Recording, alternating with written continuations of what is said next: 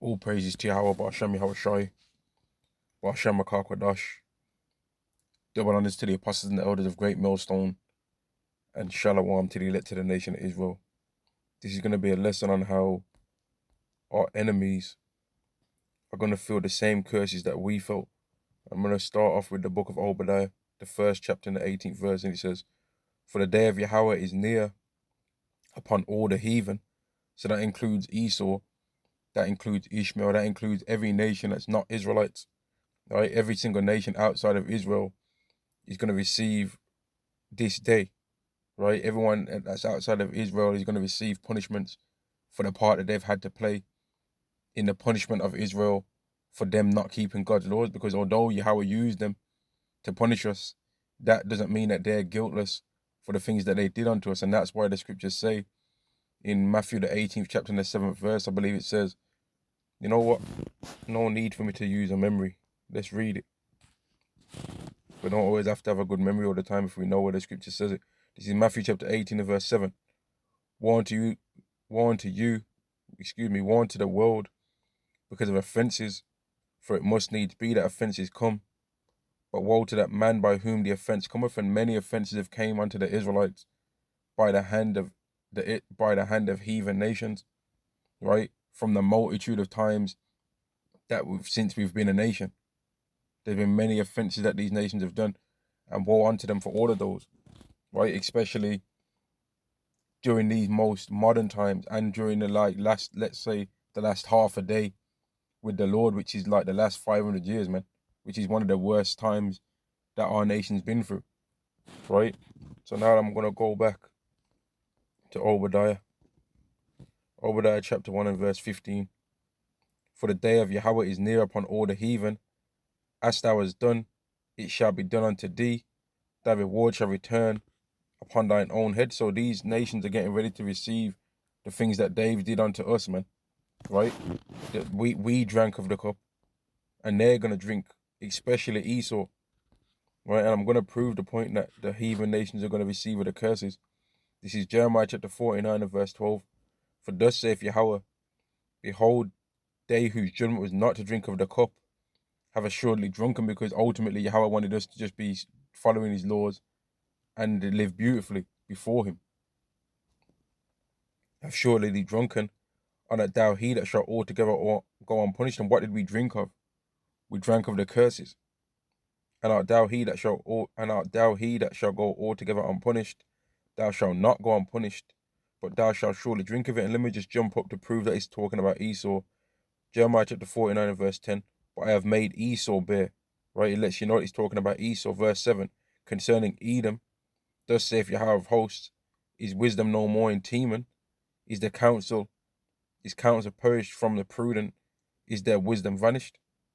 And when you're under these curses, one of those curses that is going to be smitten with madness. And let me see. Let me try and get the exact quote. I think it's Deuteronomy 28 and 28. Here we go. This is Deuteronomy chapter 28 and verse 28.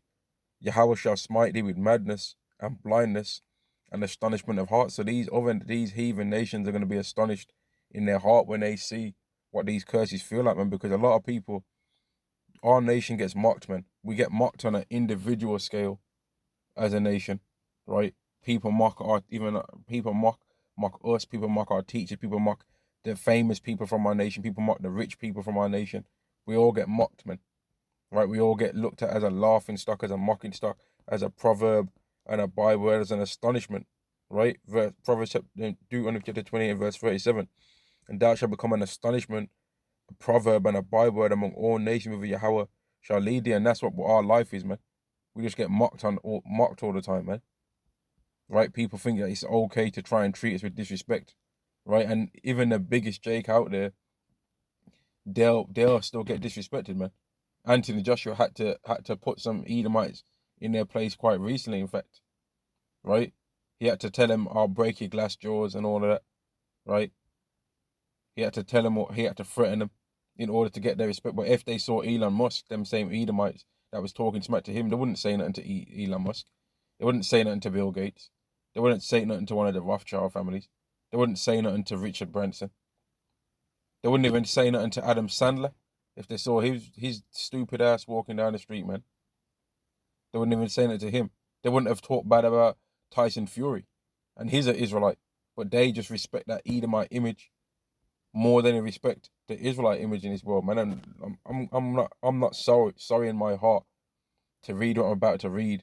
That's gonna happen to you heathens, man. This is Deuteronomy chapter 13, verse 7. I'm not sorry to tell you this. This is good news, man.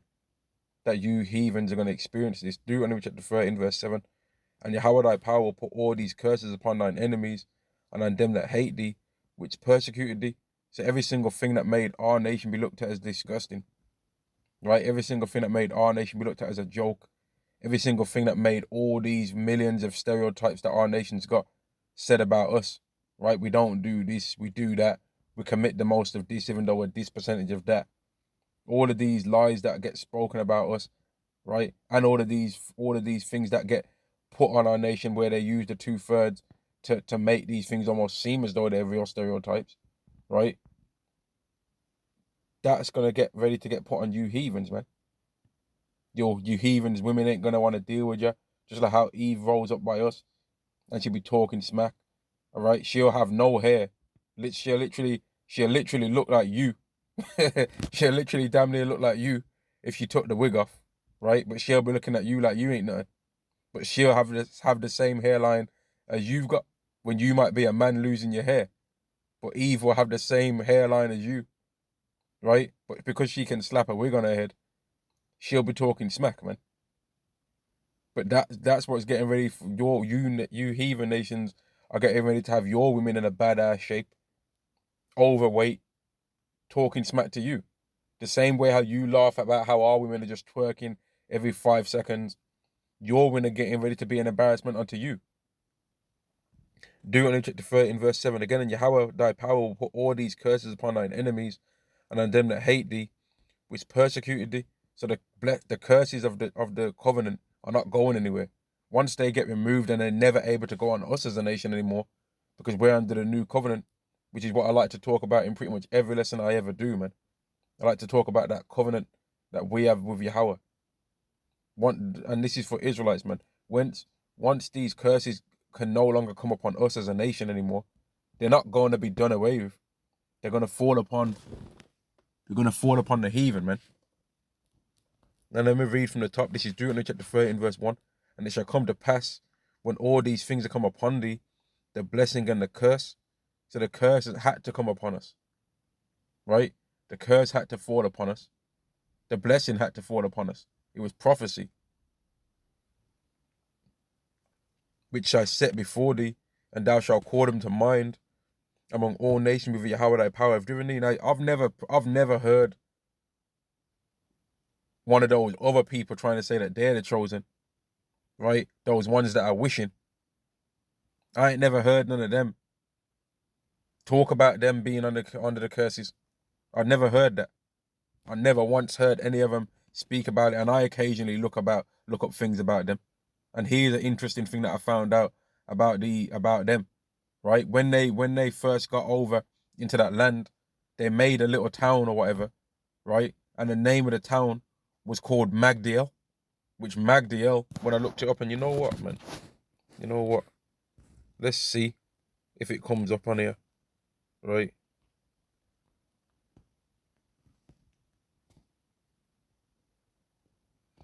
There we go. Genesis chapter 36 and verse 43. Duke Magdiel, Duke Iram, these be the dukes of Edom, according to their habitations in the land of their possession. He is Esau, the father of the Edomites. So why would you first get back into your holy land and make a town called Magdiel? And from what I've researched, this was around in 1919, the year 1919, that they made a town or a little city called Magdiel. When they made a community and they named it called it Magdiel. But why would you do that if you're the chosen? That don't really make any sense to me. Surely you'd name it after your forefathers. Well, you'd name it after your forefathers, wouldn't you? And guess what? They did name it after their forefather, man. They named it after an Edomite, because that's who they are. Now let me carry him back on this. Verse 2.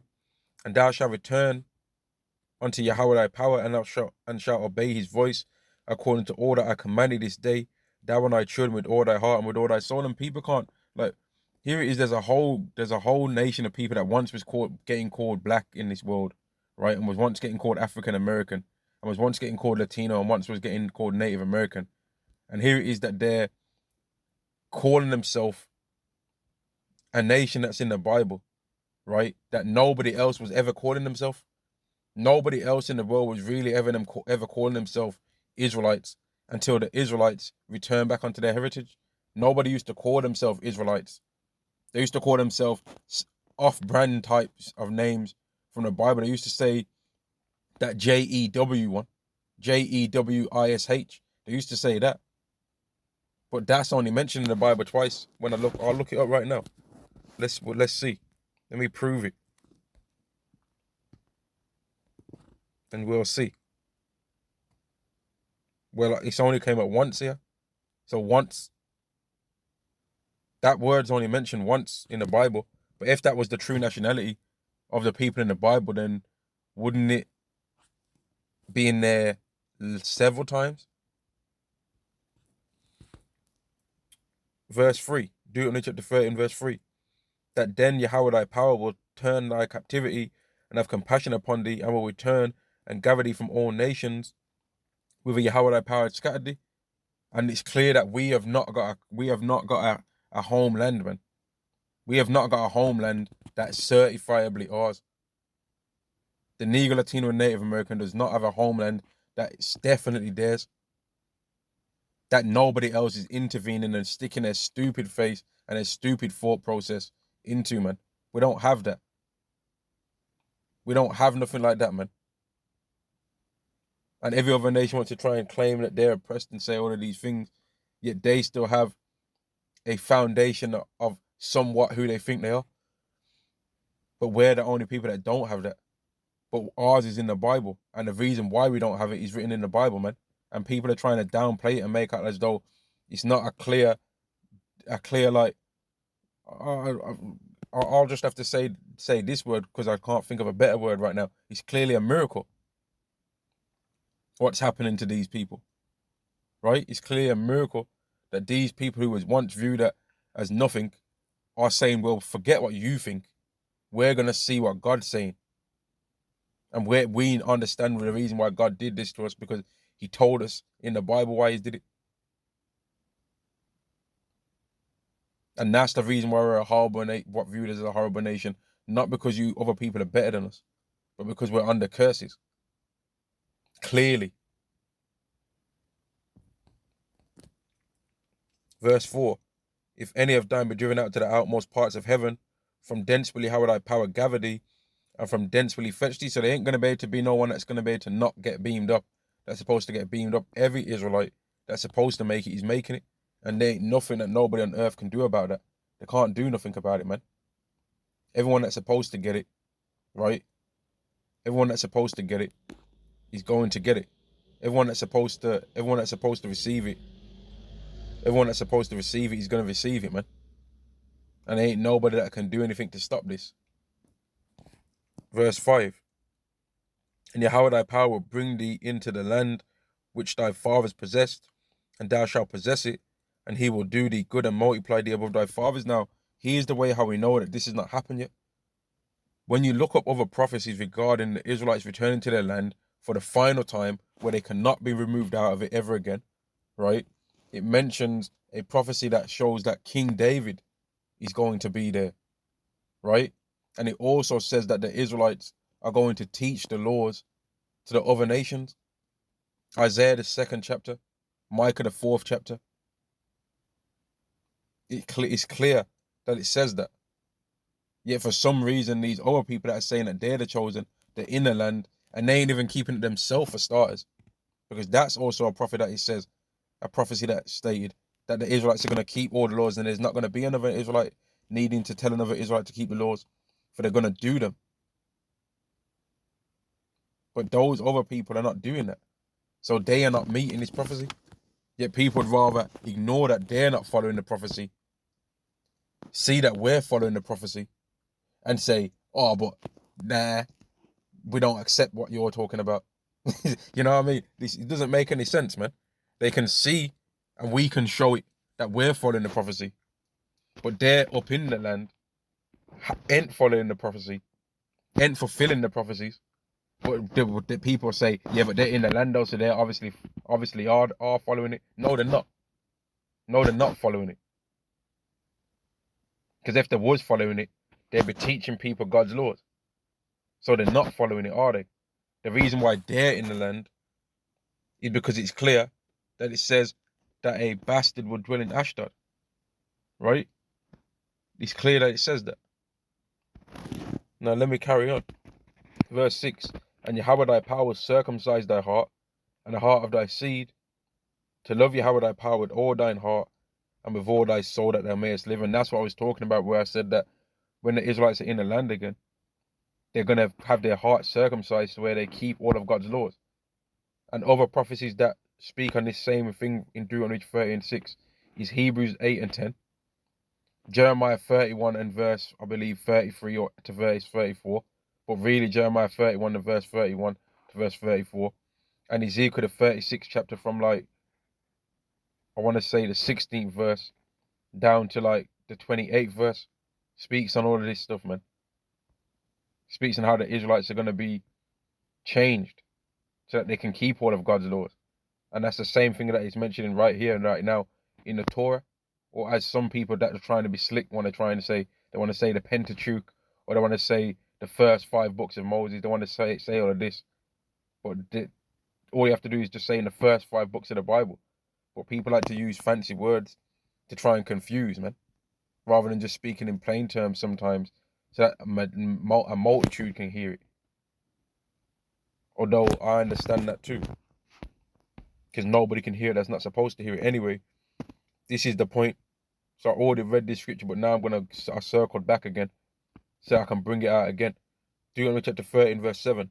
And Yahweh thy power put all these curses upon thine enemies, and on them that hate thee, which persecuted thee. And that's everyone that's not an Israelite.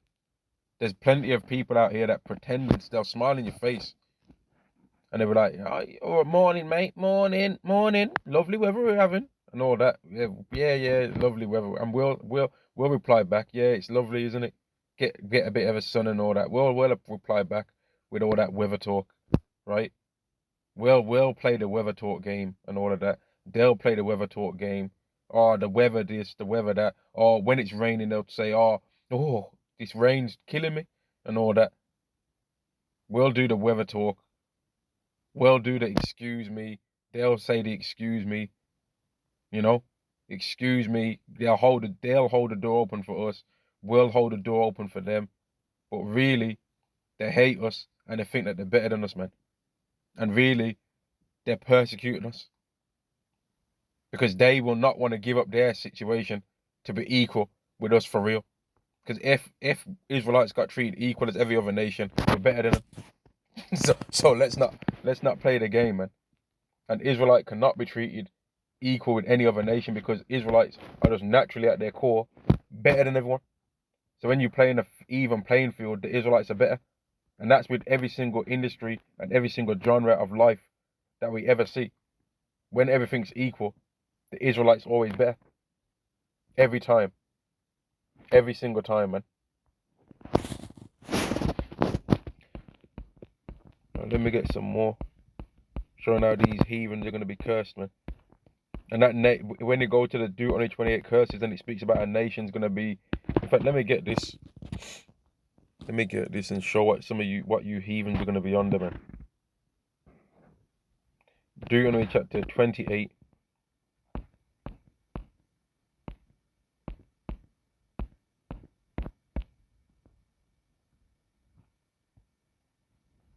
I want to get the one where it says, for the want of all things. Where is that? I feel like I'm looking right at it, man.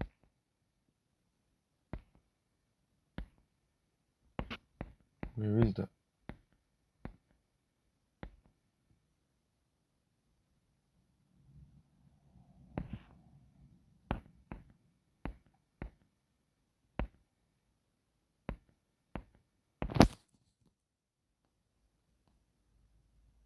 And where is that? Here we go. This is Deuteronomy chapter 28 and verse 48. Therefore shalt thou serve thine enemies, which Yahweh shall send them against thee, in hunger, and in thirst, and in nakedness, and in the want of all things. And he shall put a yoke of iron upon thy neck, until thou have been destroyed. Right? Until he have destroyed thee. So just like how we had yokes of iron put on our necks, and we was destroyed, well, you're going to be under the curses. So you already know what that means, man.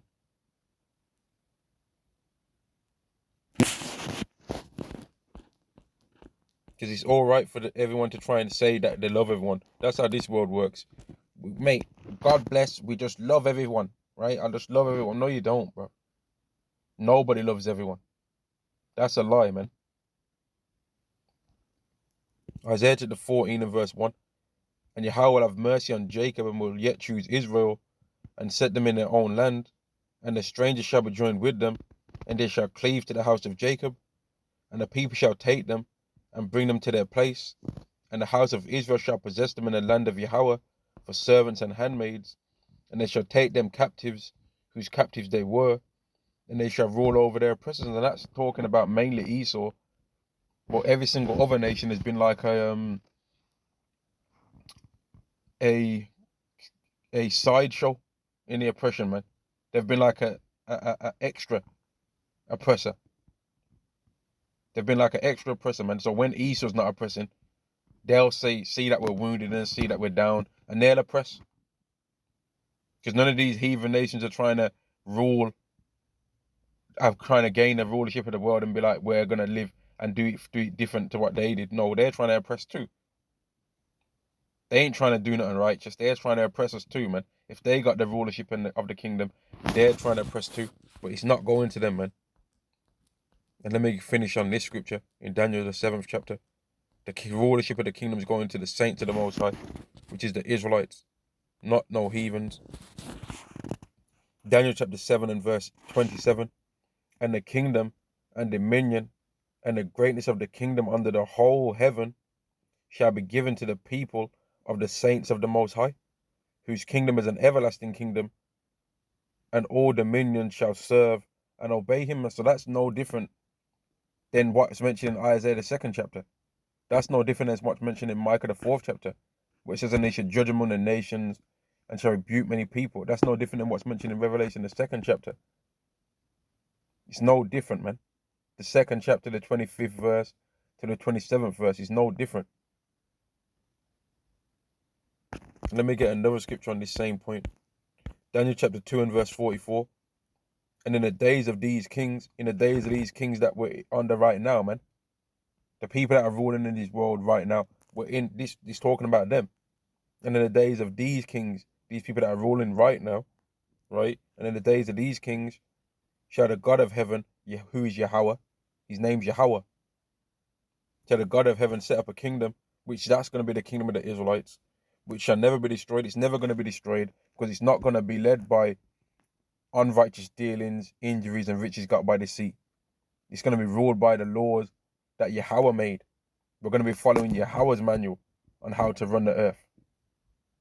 O Israel, happy are we, for the things that are pleasing to Yahweh are made known unto us. We've got the rules, man. We've got the way that Yahweh knows. And he's going to put that way within us. So that we naturally do it, man. We're just naturally going to be right. Just like how Yahweh is naturally like how he is. We're going to naturally be like how we are. It's not going to be a forced thing. We're not going to be like, I'm going to do a lesson, but in the back of your mind, there's wickedness with you, like Paul spoke about. We're going to just be doing righteousness, and righteousness is going to be with us at all times.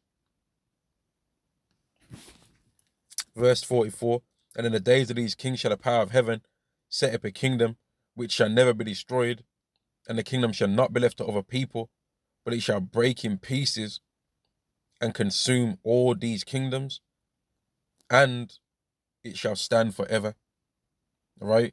There's not going to be no, once we go into this rulership, we're going to be going off again, and then Esau's going to have us in slavery for another 1,000 years. No, that's not happening. Once we end up in the kingdom, right? Once we end up in the kingdom, we're going to remain there forever. And we're going to be under that everlasting covenant, which is the new covenant. Hebrews 8 and 10. Jeremiah 31. And verse 31 to verse 34. And we're never going to be removed out of that. And once we're in that, our enemies are going to be under the curses of Deuteronomy, the 28th chapter, man. They're going to be under the curses like how we was under them. All praises to Yahweh Ba'Shem Yahweh Shai, Ba'Shem Makar Kwadash. Double honors to the apostles and the elders of Great Millstone. And Shalom to the elect to the nation of Israel. Shalom.